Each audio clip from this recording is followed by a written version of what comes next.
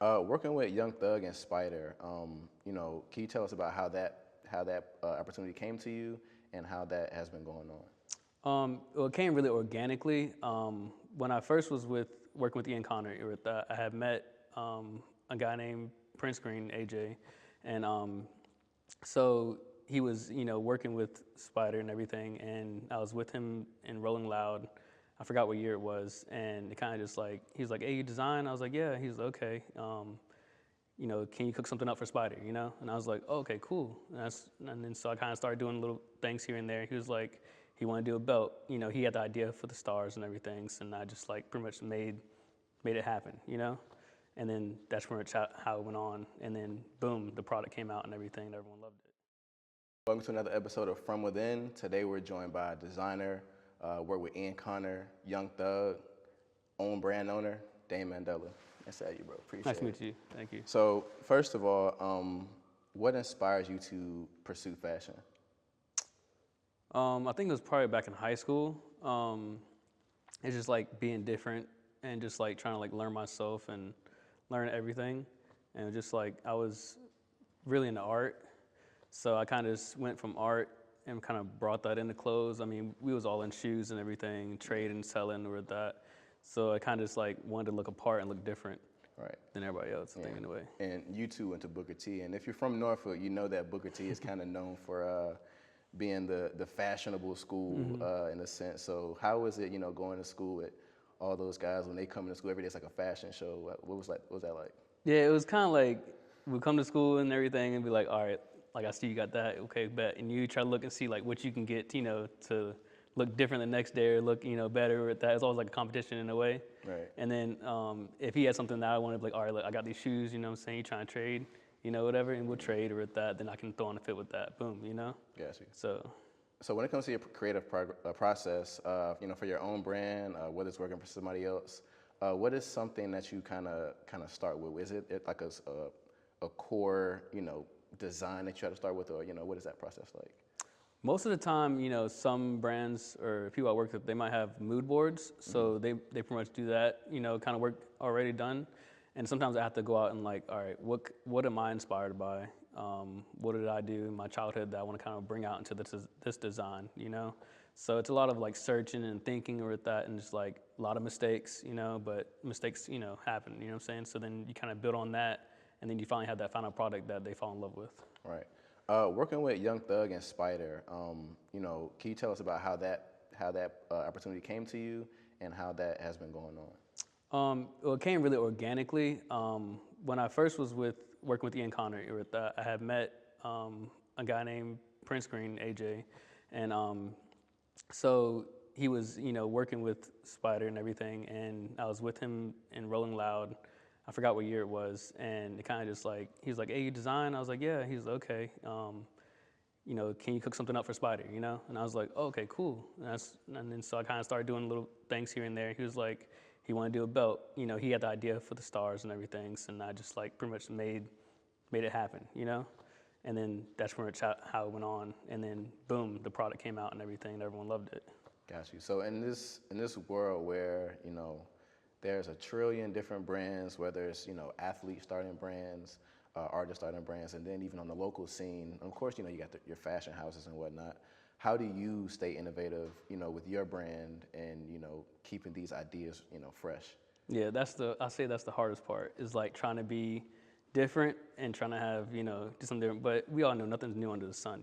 We just try to build on what we love or what we went through in our lifetime and just try to build on that to create something that's coming from us organically, if that makes sense. Right, and pushing boundaries, it's a lot because you can kind of get lost in the sauce with it, this type of stuff, and you might design something and it looks like somebody else's thing, so that's very tough. Yes.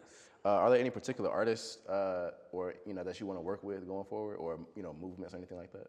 I mean, I don't know if it's like a shout out or that, but like I would love to work with Matthew Williams, with the Elites, and I would love to work with obviously like Ye and everything with everything he's doing. And I don't know who else. I mean, there's pretty much two people that I really like look up to is them two, for real, for real. Obviously Virgil, but rest in peace with that. But yeah. I think that's. Would you Yeah, say that, that's Virgil was among your biggest inspirations in oh, kind of for fashion? sure, for Yeah, sure. Yes, like everything he did, he literally shift the whole fashion scene and like shift the whole game. Like we never seen anything like that. You know what I'm right, saying? Coming from even Nike, and then going to a big fashion house like Louis Vuitton, right. where you see like all this different stuff in streetwear coming with, luxury. Yeah. What has been your biggest challenge that you faced so far? Biggest challenge, I would say, is like staying in a creative mind and a creative block. Like most people probably wouldn't know what that means, but it's like when you're being creative one day and then the next day you just like really can't produce because you're not in that creative mindset. Right. And that's what it's called, like a creative block. You're just like sitting here like you might be bored, but you're like, okay, usually when you're bored you go draw, but it's like I can't draw, And it's Yeah. like you don't understand why, but you know it's a creative block. You have to wait for that time to come where you feel creative and like feel motivated and feel the passion to do it, and then boom, you can do it. So when it comes to different, items, hoodies, jackets, pants, what is your process when it comes to creating different items? Because some people might try to put the same design on something, and it just doesn't look right on that, that type of item. So how is that, making sure, things fit? It might be a box fit T-shirt, it might be a relaxed fit. So how is your process with designing specific products? It would all depend on like I guess like you said the box tee or that like how it's going to be like on the body and everything. So then I would try to like fit this one image. Okay, we need one like right in the front here or whatever, and just kind of play around with different things. And obviously scratch a lot, and you have like a few that you like, and just going through the process of like sending it to that person. They're like, nah, I'll put this here and make this bigger, and then you make it bigger, and everything. Then you start thinking about more stuff like, oh, this could be camo, this could be this color, and everything like that. You also design jewelry. Tell us, tell us Yeah. about that as well. Yeah, so the crazy thing is, so I started doing pearl jewelry, and so the thing was, I wanted a pearl necklace, but I went to the store and I'm like, yo, this pearl necklace like $6,000, like that. I'm like, what in the world, just pearls on a necklace? I'm like, okay, I get it, you know what I'm saying? I was like, you know what, I can just probably make this myself or at that. And most of the things that I see, I'm like, I can just make it myself, which I, enjoy doing like a lot of DIY stuff. So I just started like putting these pieces together, and it came out fire at that. And then people started wanting them and everything, and then that's just how it just like went. All right. If you could create a Mount Rushmore of your favorite designers, and you can be a part of just be in a room and just picking their brain and also making something. Who name 3 or 4 people that you would like to work with. Whether they're sadly dead or alive. Who would some people that you want to work with, whether it's on a local level or on the global level. Right. First, I'll be Virgil first. Yeah, of course. Yeah, I figured you'd say that. Ye, let's say that. Matthew Williams. Trying to think who else.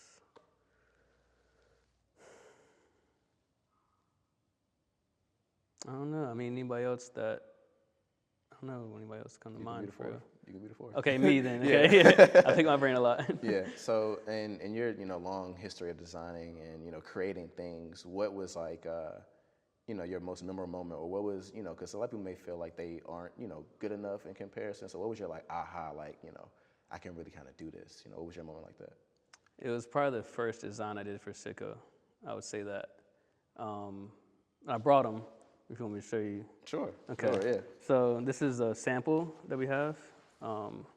This is the first design I ever did for Sicko. Show 'em to the camera.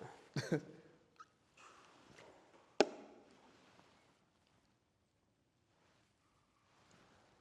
But yeah, literally Julie's like was going through different stuff with that and everything, and Julie's on the iPad, like flat design or with Yeah. that, and then he just like fell in love with it, and then we ended up getting it sampled like I think it was like probably 6 months after that, and this is like the first sample right here. Wow.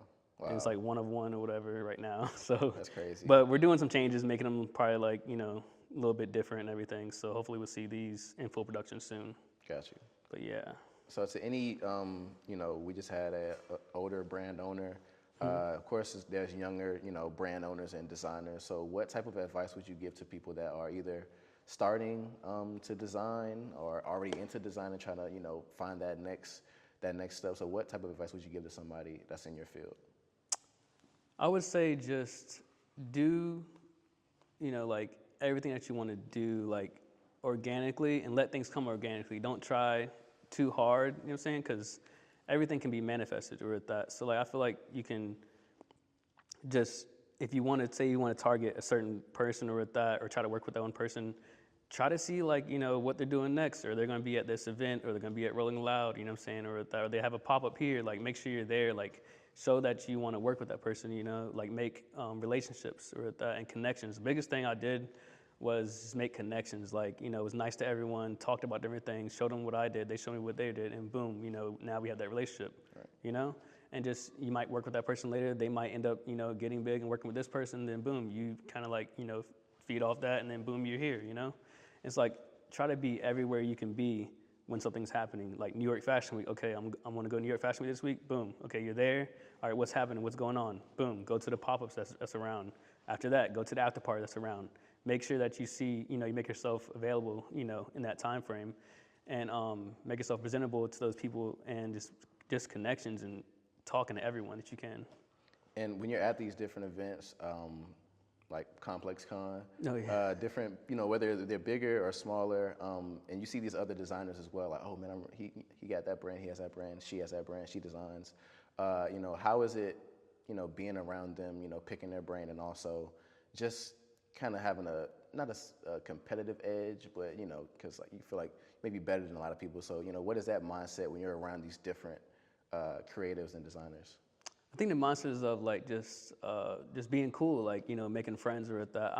To me, I'm really humble, and I'm not, you know, like really like competitive in that aspect. Like, yeah, okay, he did that, cool. Like, I'm gonna congratulate him or at that, you know, and everything. And like, we're gonna be good, and we're gonna talk about this, and maybe, you know, maybe I can pick his brain to help me with something or at that, because I might not see it, you know, in this and what I'm trying to create or trying to do, or whatever. So like, mostly it's just like coming together and like being friends, and like, okay, boom, like now both of us are working on this project together now, you know, instead of just him working on the project or just me working on the project. Maybe he want to get somewhere that, you know, I got to, you know, so I'll help him along the way to get there, and same thing with him, he'll help me along the way to get there, or wherever I need to be.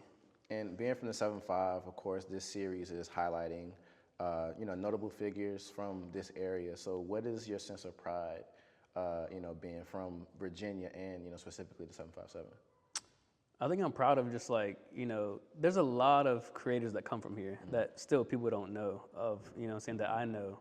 And it's crazy to think like that. I mean, you got people that's literally working for people, I'm not gonna say it, but you got people working for people with that in New York City right now that's from VA, you know what I'm saying, literally was working at MacArthur, you know what I'm saying, while I was working at MacArthur when I was, you know, out of high school, whatever, and now they're in New York working for these big people, you know? So it's like, there's a lot of creatives that come out here that I just feel like a lot of, like I say, like brand owners and a lot of like the fashion scene loves like the DMV area. I don't know what it is, but this fashion on this side is like different from what you'll see in New York, LA, you know what I'm saying, Miami and stuff like that. It's just different over here on the East Coast. And what is some of your favorite brands around here locally? Because it's a lot. We got a lot of brands locally. So yeah, it's a lot. Yeah, if you got 2 or 3, maybe just one, you know, who is really, you know, killing it, you know, in this area. Let me think.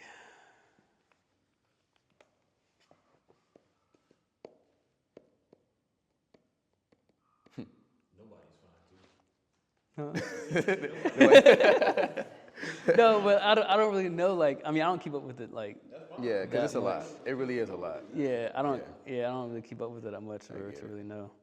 You don't have to add that in there. Yeah. I don't want people to think that I'm like, you know, not keeping up. You know what I'm saying? Whatever. For sure.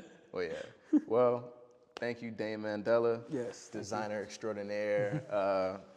One of the best out here, man. One of the best globally, for real. So, yeah, thank you for coming in, bro. Appreciate it. Do you mind if I give a shout out quick? Oh, yeah, of course. Okay. Shout out to Ian Connor, Bloody Dior, Bloody O, AJ, the gang, everybody who just saw something in me so that I'm sitting in this chair today. Thank you, everyone. All right. Great. Appreciate it, bro. Thank you, man. Thank you.